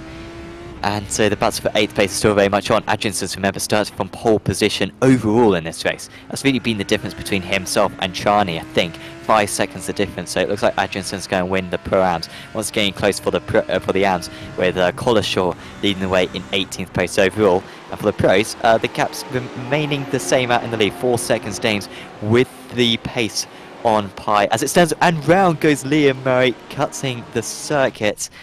He should be fine from that scenario to not get any more contact, but that is not what the amateur driver needed, and he's lost about 5 places in there. Giuseppe Moya, only 35th place. So he's just gained a place, but he was 3rd in the championship going into this. It's been a real turn up for the books here, Sam, hasn't it? And well, what a race so far. 2/3 complete. I mean, they're still scrapping at it pretty much like it's the first lap, as this is the battle for 10th. It's Tricoli. Well, I guess here's Mercedes AMG GT3 fast or dirty. Well, no, it's Fujili slots back up the inside, defending that powerful inside line, Sam, yet again being proved. It's the place where you need to be down into Retta Aposta. Yeah. And Tecido del Largo. Yeah, he absolutely sent that one, did Ciccone. Did not have the pace on the outside whatsoever. Yeah, Fulini holding on, but I think all these 4 drivers are pretty much the same pace. There goes Arvidsson, that's very, very bold into Biko de Pato. And actually off the circuit, Trani, that's going to be a very poor exit for him. This might be enough. Side by side go the Lamborghinis. They come very close to contact. Now we get the cutback here. Yeah, he's going to go for the cutback. He could have gone for the outside line, but that was a good decision made there from Arvidsson. Neither of them are going to get the draft, and it'll be Fulini who will gain a lot of time, but he won't be close enough to make it 3 wide. Hutchinson's miles ahead of these guys as the leader of the Pro-Am category. And Arvidsson just with that slightly better exit, getting his nose ahead, but then the side draft might be helping out Trani. And yeah, he is pulling ahead slightly, is Trani, but now Arvidsson with that better line. Trani will have to absolutely nail the grip here, get enough adhesion offline in order to pull alongside. He wasn't able to carry the speed into cover to solve. Now there's contact between the two of them, and it's involving Fulini as well. And it might involve another drive actually, Trani, Ciccone as well. And they all got really held up. Fulini was able to get through it fairly cleanly. Lerem, did he get involved in that? Yes, he's pulled the car over, Sam, and he's taken it straight to the pits. And Trani continues to drop as well. Oh, that's a shame. That was a really high quality battle whilst it lasted, but just too slow on the exit, it looked like. There's Russell bumbling across the curbs there, and he battles it out for 28th place currently right now in that Porsche. But let's take a look at the replay. So Trani on the inside there, everything okay. And then they just compact up, and Ciccone, that he had his nose alongside. And Trani, maybe not thinking he was quite alongside as what he thought, decided to move back across, and that's what just caused that pit maneuver to happen and turned him around. He corrected it as Ciccone backed out of it, which then shot him across the right, straight into the wall. Not good for him. Dames, he's pulled out that gap even further. 4 seconds last time around. Fastest lap of the race to boot as well. And some 3/10 quicker than Pi behind. So you're second. What are you trying to clock in there, Simon? Is that stocking in the background? What's that? It's the run up to Christmas, Sam. I think that is stocking, because it looks like he's in his lounge. Yeah, nice stuff. Love to see it. Well, what the best present we could hope for than a win here today. Great camera direction as well. We've got a bit more of a zoom in. Yeah, let us know on the chat if you think that's a stocking. I'm willing to say that's a stocking. I'm willing to say that is as well. And it's a nice living room as well that he's got. So that is helping him out significantly, Dames. 4.2 seconds ahead in the lead. And there's absolutely no stopping him right now. Would be Race Anywhere's second race win of the season after Lang was able to take the race win back at round 1 of the championship. Apologies, it was Schwartz, if I believe correctly. Anyway, it was a 1-2 between Lang and Schwartz.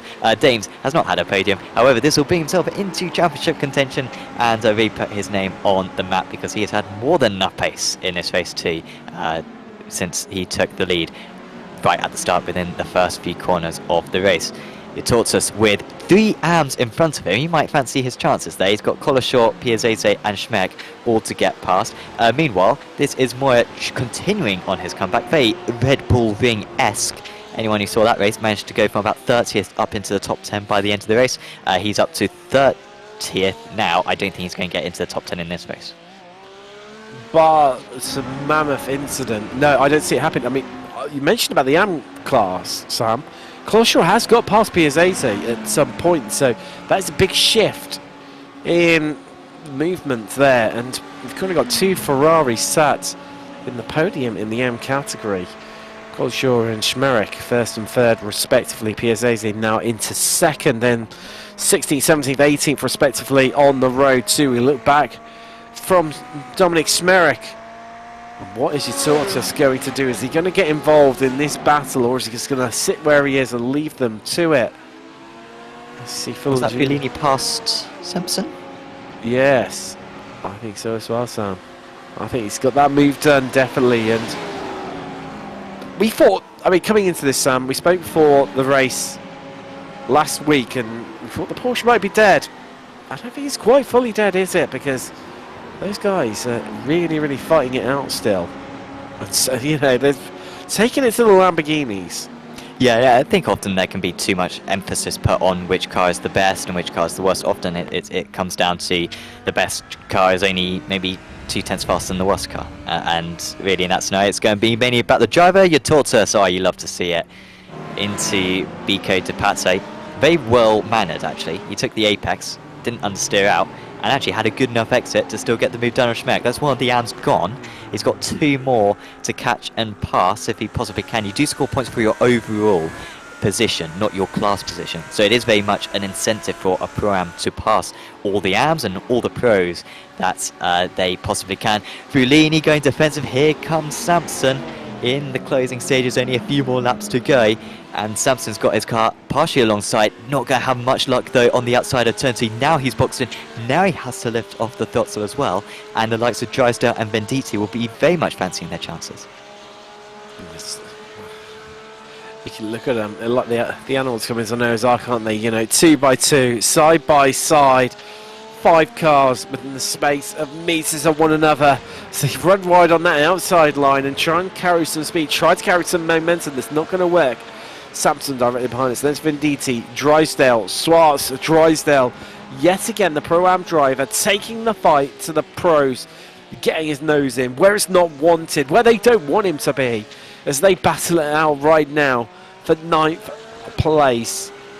I mean, hats off to Drysdale, Sam. He's knocking the door of saying he should have been in Pro and not Pro-Am with some of these performances he put in. Yeah, and the ARL admins are terrific as well. They very rarely make any mistakes like that. Really put in a lot of effort. Very good guys. So yeah, he really is doing very well right now. Moya is gaining more places out there. I think Herbinho and Lang also fighting. There we go. And that was Lang ahead of Herbinho. Brilliant performance right now from the German driver to make up 5 places from his race start. But he is not having it all his own way. So apologies. So I think Lang made the move, and now there's Herbinho trying to come back, isn't it? And Herbinho, well, he can't really do anything there in turn 4. I think Lang has this one covered, and once you get into the middle part of the lap, there's very little you can do against him. Actually, that's a really nice run. He's got the shorter line, and he'll have the outside for the next corner. Herbinho, though, isn't going to do anything there. I keep on pulling him out, but finally that battle is over, unless he can stay close enough in this part of the track in order to get the toe. He makes contact, and it was actually the following driver who lost the most time. Wow. I even heard one of the producers squealing in the background there in our ears, because that was as close as you like. Something as close as you like. Well, it's close as you like up and down through the field as Jazz and Cooper switching places. Venditti, Drysdale, Swartz still really close to one another. David losing out to Fulagini, or does he? Samson's going to be on the outside. No, he's managed to just get his nose ahead and reclaim that place, that 9th place that this lot are all squabbling, fighting, scrapping it out for right now in these closing stages. There's contact. Samson's around, and he's taken Fulagini. Drysdale got past all of them. Well, yeah, and Schwartz, and Tricoli. There's Samson. Well, he's going to finish. He's going to sit there. Oh, no, there's another car off. It's all happening. It is. It's Venditti. Venditti get involved in that? I think so. I thought the contacts in the first place, mate. Well, I think he misjudged things there, and that's why he carried straight on. But Schwartz, well, white flag in the air. We've got 1 lap left to go.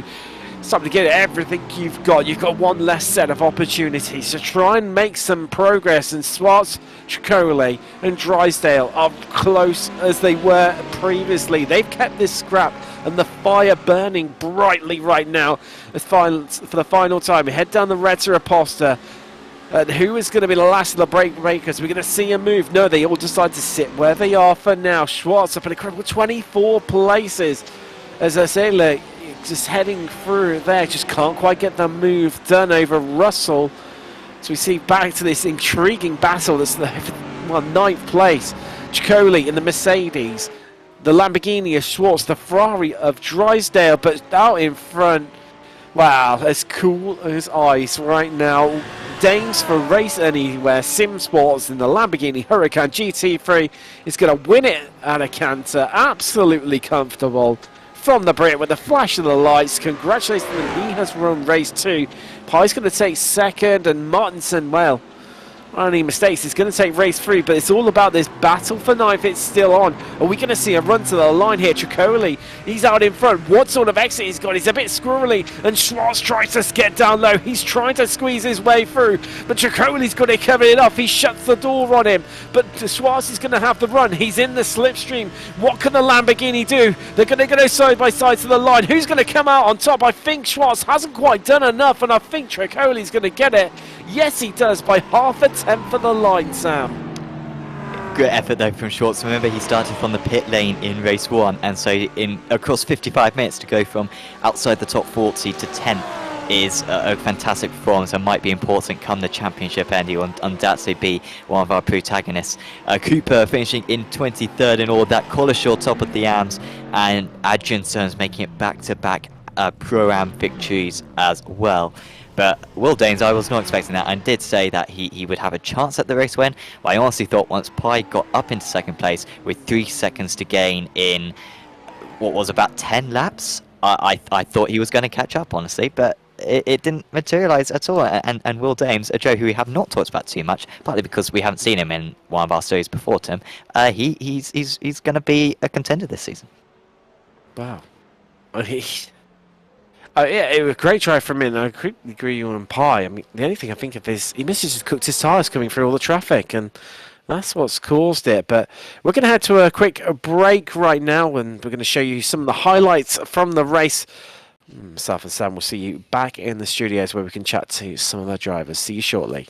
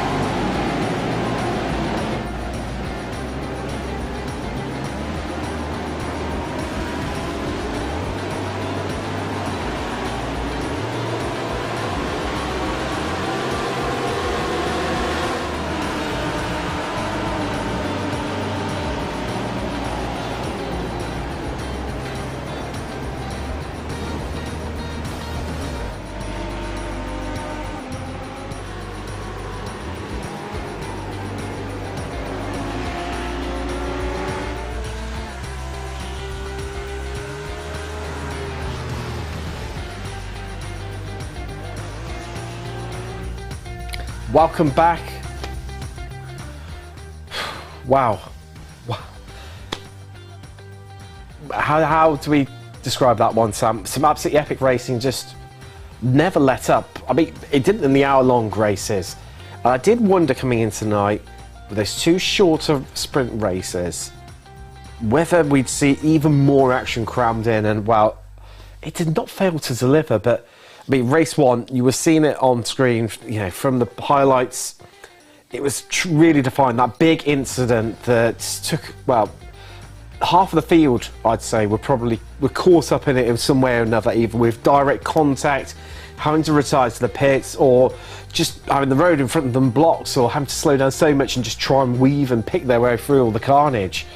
It was a real defining moment in that race, which broke things up a little bit. Yeah, it was around 15th position, if I recall correctly. And so, and then just everyone behind that getting caught up in it. Drivers didn't have enough time to react. There were a few drivers who did manage to slow, as you were saying, but they lost, you know, loads and loads of times. I think we saw about 10 or 15 drivers having to take their fast repair due to that collision. So, yeah, really gutting for those guys. They were able to, of course, get back into the race in race 2, but when you've got a reverse grid as well, and a few of those guys were pro drivers, they would have been hoping to maybe even get reverse grid pole, and in a moment, that chance being eliminated. Right, and then race 2. Reverse grid normally, you know, it spices things up a little bit, but I thought stuff. No, it won't be. You know, it'll probably be pretty calm. And yes, it was up in front. I know, Pi made his way through, obviously after starting in 10th. Hats off him finishing second. Like I said here in commentary, I think maybe overcooked his tyres a little bit, but the battles that were going on behind that front group, wow, it was some absolutely epic racing, and it did not let up at all. Yeah, it's particularly in sort of that 10th position, I think was probably the best battle. Oh yes, out there, sort of the Fulini kind of region.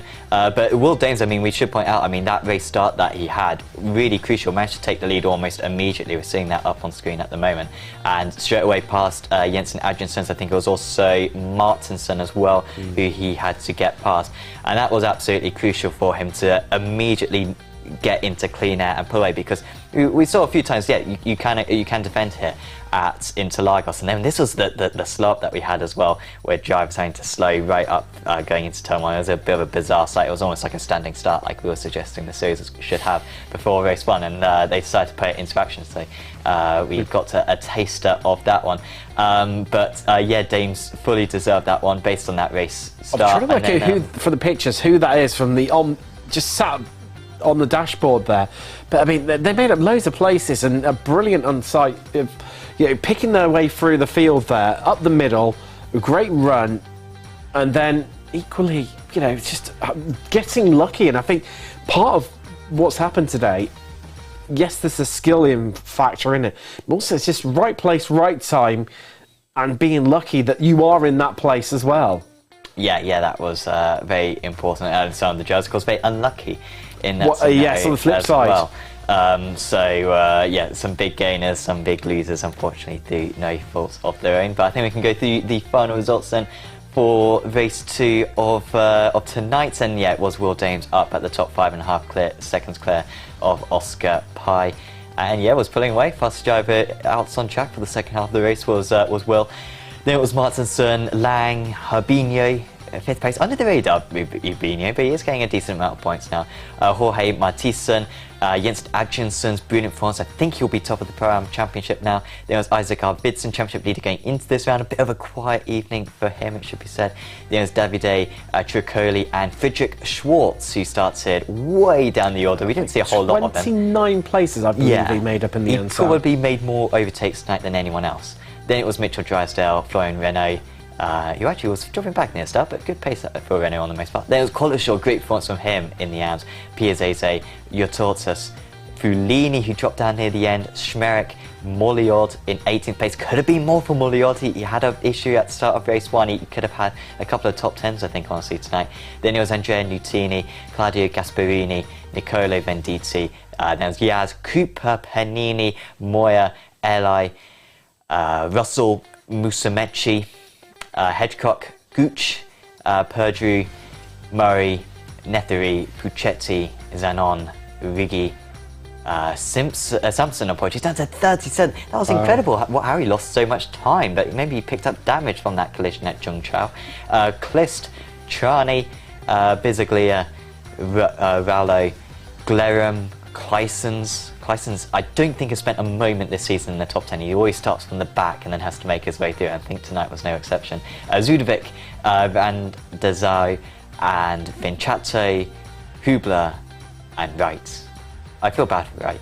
We want to see the McLaren do well to him, but we do. We love he had a lot of bad luck tonight.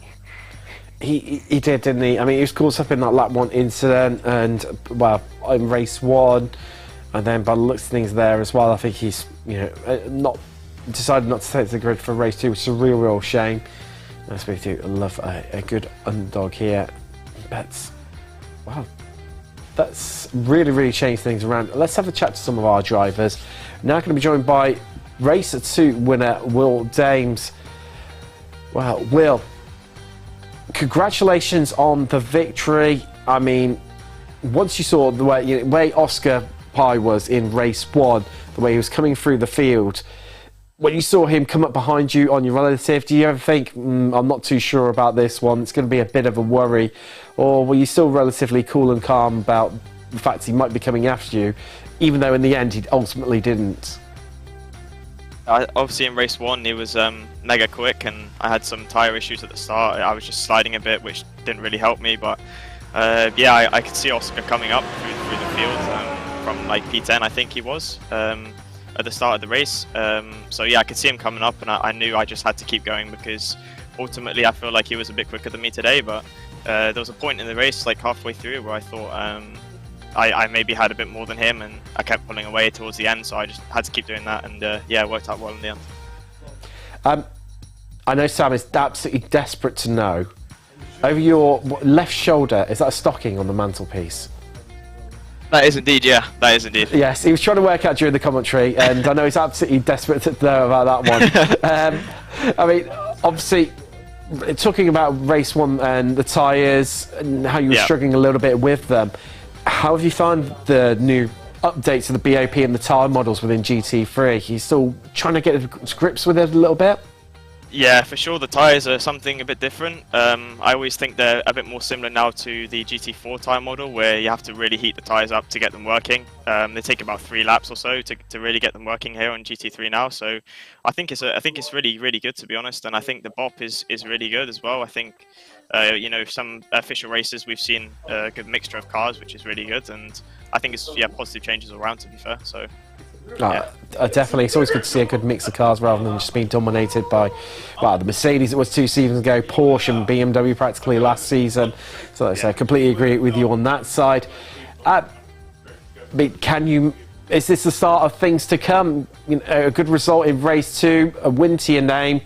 Is this where we see you start to make real progress in the championship and regular podiums?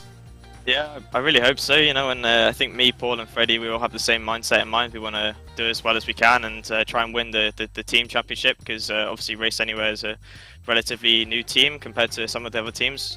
So we want to build it up and really do well for the team, but I hope I can also put my name up the championship as well. So yeah, that's the aim. I definitely look forward to seeing it. Well, congratulations. We'll let you go and celebrate. Thank you. That's what Dame's your winner for Race Anywhere in race 2. Interesting what you're saying about the tyre model there, Sam, and it's taken 3 or 4 laps to sort of come in, and it's not quite as simple as what it used to be. Yeah, good to get that insight. It's still the driver's sort of learning the tyre model, but yeah, starting to get the hang of it now. Oscar Pai has certainly got the hang of the tyre model, because for the 2nd week in a row, he is our highest scoring driver tonight. Congratulations, Oscar. First off, that race 1. Once again, you didn't take pole position, but your race pace just seems to be on another level. Yeah, thank you. Yeah, I don't know why in quali I wasn't as fast and in the race, and like in Red Bull Ring, and I didn't know why, but yeah, race pace was still good, and so that's it. We saw you a couple of times, and thanks for rigging up your webcam. It's very interesting to see you guys drive. A couple of times you look quite bored out there, if I'm totally honest. You seem to have your head on your hand. So what goes on during the race? I mean, is it tricky to keep your concentration? I mean, like, what's the intensity like when you're sitting in the cockpit? Race 1 was intense on the beginning, and then I was just managing the gap.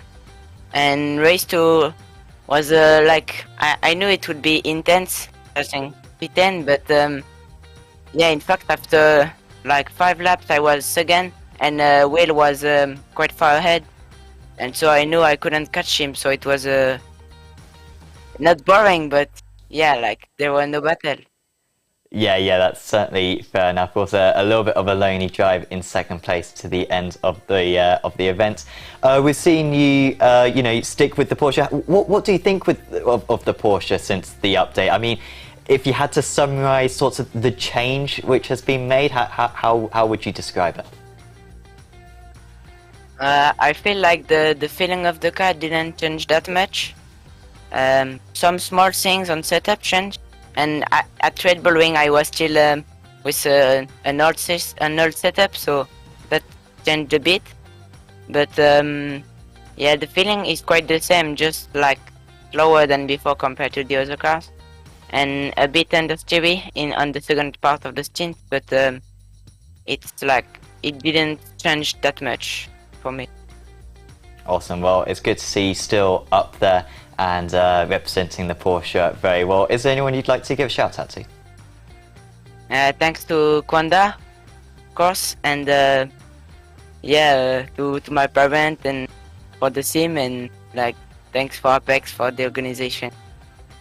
Awesome. Well, thank you very much, Oscar, for putting on another great show, and we'll see you back in the new year. Oscar Pye there, your second place finisher in race 2 at least, but once again, highest scoring finisher, championship leader as well, heading into next year. He's looking really, really strong at the top right now, and definitely one to beat. And I'll talk about looking strong. Now joined by Paul Lang. Paul, well, I mean, what a fight from yourself. I think that's a good way to describe it. It definitely wasn't an easy ride for you out there today. Oh, yeah, it wasn't really. I was hoping for, in the first race, I was hoping to fight Oscar in the end a bit, but I did some mistakes and lost the draft. So, yeah, it wasn't possible in the end. And, I mean, that's a race 2. Well, it was even more of a challenge then. Fourth, not quite on the podium, and it was, well, I mean, just explain to us, obviously, those, especially the reverse grid element, just what it's like being in the car. Yeah, obviously, with the reverse grid, you have to kind of figure out how the racing of the other guys are, which you didn't race in the race before. So it's always a lot of carnage, and you have to try to be aggressive, but not like on the over-aggressive side, so you don't get caught out by mistakes or like other guys crashing. So I thought I was a bit lucky in the second race to get through the first lap without like any major incident. So yeah, this like always the worst part, the second race on reverse grid. And just looking ahead to Interlagos, obviously after the Christmas and New Year break, expecting for a bit more better fortunes. Hopefully, is it a track you're looking forward to at all? Yeah, I think like this race today, I didn't even realize till Wednesday that there was a race today. So I thought we were going to go again in the new year, and also I caught a pretty bad cold, so it wasn't like the optimum condition for me to race. But I think the next race we are gonna come back even stronger and put the time in to be on the podium and get the wins for race anyway again. Well, definitely looking forward to seeing that one. And we spoke to your teammate Will earlier. He was saying exactly the same thing, that team aspect and really working well together. Well, we'll let you to go and enjoy the rest of your evening. That's Paul Lang for Race Anywhere Sim Sport. I mean, interesting to see what you're saying about that traffic. It is, and having to adapt your driving style there, Sam, depending on with that reverse grid. You're racing one set of people, and then you find yourself racing another set potentially, and having to quickly adapt to whoever is in and around that sort of 10th place sort of spot. Yeah, definitely, because you do get used to driving certain drivers, and I mean, us commentators, we can sort of identify it. We can say, oh, that's a driver who's not going to put up a fight, that is a driver who is going to put up a fight, and the guys are going through the exact same process because a lot of them probably haven't even raced against each other in the official series. So yeah, that is that learning aspect that a lot of these drivers have to go through, and have to adjust their driving accordingly for the drivers. And Indianapolis, after the break, it's a track, it seems like a bit of a Marmite track, to use a British phrase. You either love it or you hate it, and there's no in between. But the great thing for us neutrals and commentators, there's always some great racing there. Yeah, maybe you can be a neutral. I despise the circuit, but if you're using the Marmite metaphor, does it mean that you love it, I guess? Well, someone's got to love it. Someone's got to love it. I'm not very good at it, so I'm guessing that would put me more in that not liking it camp. Yeah. But, well, that would mean I hate half the circuits then if I'm not very good at it. So, even though I do actually love some of them, but that's by the by. I mean, yeah, it's always that run down to turn one, great opportunity, obstacle opportunity. I mean, I do prefer the older version of the circuit. We used to have more of the banked oval, you know, swooping round. For me, it had almost like a bit of Fuji type vibe, and obviously the newer Zandvoort as well, which we don't have in iRacing. Come on, iRacing, you can sort that one out for us, please. But you've got that long run, lots of slipstreaming, you know, lots of battles, always great fun, but not dumbed down a bit now. But even so, still a good circuit, and well, you could argue that's maybe for you then, that's the worst of a great bunch to come in the new year, where we don't finish till March. I love some circuits. Manucore, Suzuka, lots of others are fantastic. The first three of the season have been fantastic, so we'll get through Indianapolis. I'm looking forward to it, to be fair, because I never actually commentated on a race on the new Indianapolis, and even the old one we very rarely visited. Rivals genuinely aren't visited too much. Looking on the positive side, nice graphics. Of course, new scan, yes, of course, so it will look very pretty out there, but pretty much accurate to what it looks like in real life as well. And just looking at the drivers, I've got to get used to very quick, because I don't feel like too many series visited there necessarily last season. It is going to be visited in the IMSA official series that same week, so you know, an opportunity to learn the track in that scenario, but still one that the guys won't be at 100%, I think, by the time they turn up to practice in 3 weeks' time.